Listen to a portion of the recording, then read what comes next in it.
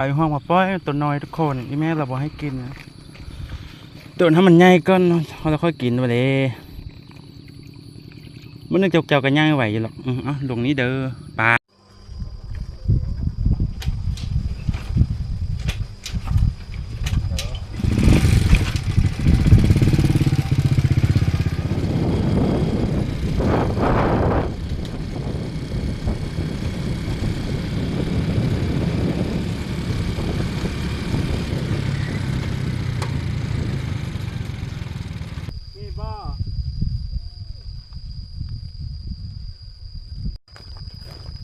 ก่อนสิลงซ้อนกะ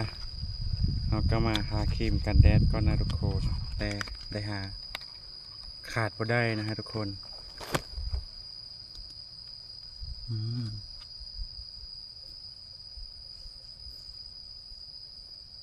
ครีมกันแดดไม่ทำให้เป็นฝ้าเลยทุกคนใช่แล้วก็ตบแห้งๆตบเบาๆโอเค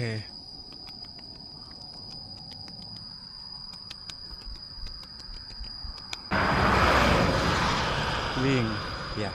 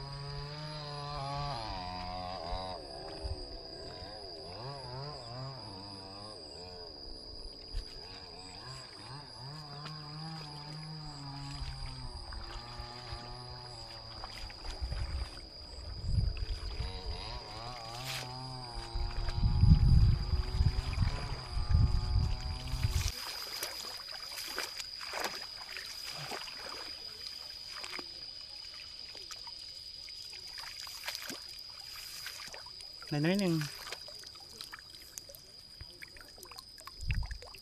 เห็นบ่ในน้อยหนึ่ง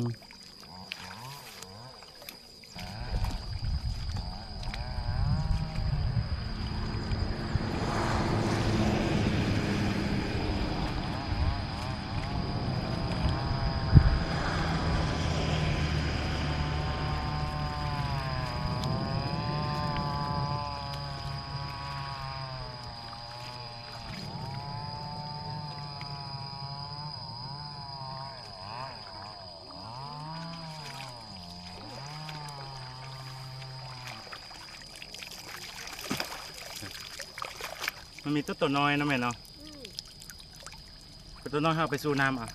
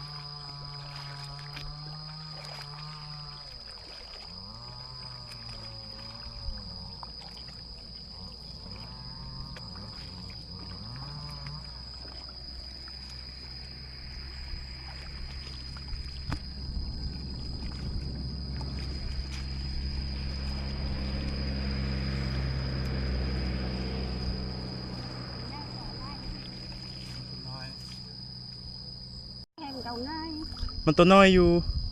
เนาะแม่เนาะ